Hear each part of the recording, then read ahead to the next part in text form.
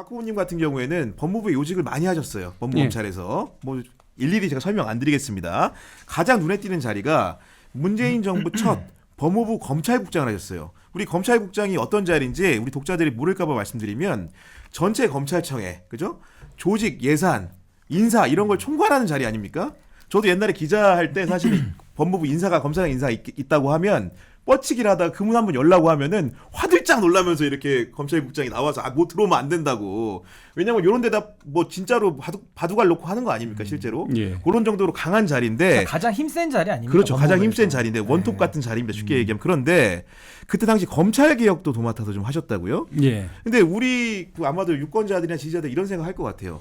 그때 당시에 검찰개혁이 사실 미완이기 때문에 이런 일도 일어난 게 아닌가 의심할 수 있는데 그때 어떤 개혁의 노력들을 경주하셨는지 설명 좀 부탁드립니다.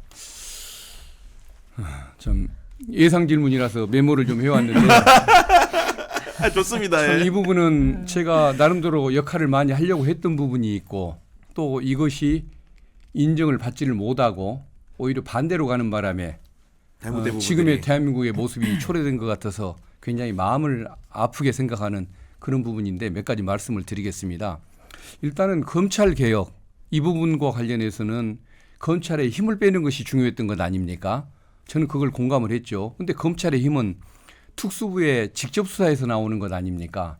그러면은 특수부의 기능을 줄이고 그다음에 인권 보호 기능을 하는 형사부 기능을 올려주는 것 이게 바로 저는 검찰 개혁이라고 생각을 했는데 대원칙이다 그게. 예. 근데도 검찰의 힘을 빼야 한다는 방향은 청와대가 같은 생각을 하면서도 어디서 힘을 빼야 하는지 어디를 부양해 줘야 하는지 이 부분 방향을 잘못 짚은 것 같습니다.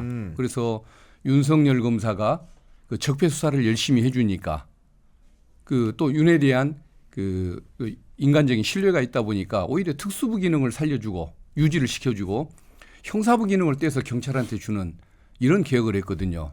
그러니까 방향이 좀 잘못됐다는 이런 부분이 있고 그다음에 두 번째는 인사를 그 윤석열 검사의 활동을 보장해 주는 인사를 실시하려다 보니까 조금 인사가 사조직화 돼 버렸지 않습니까? 대표적인 것이 이제 한동훈 검사를 중앙지검 3차장으로 배치하는 굉장히 그 빠르게 인사였거든요. 영전한 거였죠 그게. 그렇죠. 동기들이 아무도 차장이 안 되는데 한 사람만 차장을 시키고 그것도 3차장을 시키라는 그 청와대 결정이 있었을 때 제가 특수수사를 관장하는 곳이죠. 그렇죠. 예, 제가 그것을 반대하느라고 며칠간 고민을 하고 청와대에 또 뭐 법무부 장관에게 검찰총장에게 찾아다니면서 이러면은 그 어떤 저 공무원 조직사의 질서가 무너지고 그다음에 검찰이 사조직화된다.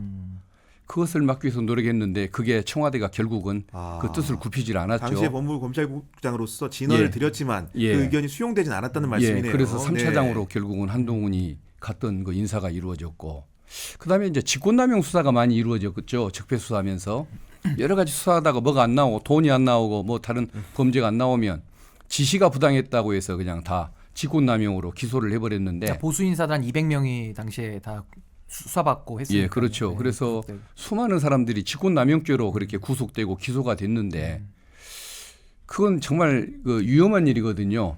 그러면 문재인 정부가 지시해서 이루어진 일들은 5년 후에 어떤 평가를 받을까? 지금 그런 사실은 상황이 왔죠. 그렇죠. 북한에서 16명인가를 연쇄 살해하고 남한으로 그 도주했던 그 선원들을 북한에 되돌려 보냈지 않습니까? 이것을 가지고 직권남용으로 검사가 수사를 한다는 게 말이 됩니까?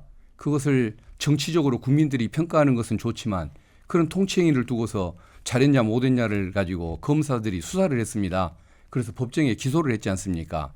이런 일들이 저는 예측이 됐는데 왜 그걸 그렇게 아무리 박근혜 정부를 처벌을 하는 일이라고 하지만은 그렇게 좋아하고 그걸 열심히 했다는 이유로 윤석열 검사에 대한 신뢰가 더 높아져서 검찰총장까지 시키는 이런 문제를 가져왔는데 이런 것들이 이제 제가 청와대의 뜻이 잘 안 맞다 보니까 믿고 맡겨놨더니 얘는 왜 사사건 거 10이냐 이런 평가를 받으면서 오히려 미움을 받아야 했던 그런 억울함이 있는데 그때 제 의견이 조금이라도 받아졌으면 검찰의 모습, 대한민국의 모습이 이렇게는 가지는 않았을 것 같다는 그런 마음 아픈 기억이 네. 저에게는 늘 있습니다. 사실은 그 형사부의 기능 강화를 말씀하셨는데 예. 그 형사부라는 게 보면 일선에 있는 경찰서를 지휘하는 역할도 하는 것이고 그렇죠. 예. 개별 사건을 또 수사하는 역할도 있습니다. 예, 예, 쉽게 그렇습니다. 얘기하면 예. 일반 사람들이 피해본 일들을 해결해주는 검찰의 부서라고 할 수 있겠죠. 예, 맞습니다. 근데 그 역할과 기능이 축소되면 예. 어떤 현상이 생기는 겁니까? 예를 들어 지금 경찰에게 종결권을 줬고 지휘권도 이제 조금 축소해서 줬지 않습니까? 저는 경찰을 믿고 경찰을 굉장히 좋아합니다마는 경찰이라고 다 잘하는 건 아니지 않습니까? 맞습니다. 검찰의 특수부가 문제가 있는 것처럼 또 경찰도 권한을 더 많이 주게 되면 반드시 문제가 있을 거란 얘기죠. 그런 일이 있을 때 그것을 견제해주는 역할을 하는 것이 검찰의 형사부의 수사지휘 기능이죠. 근데 그게 이제 제대로 작동을 못하게 될 수가 있는 건데 예를 들어 종결권을 경찰에 줬습니다.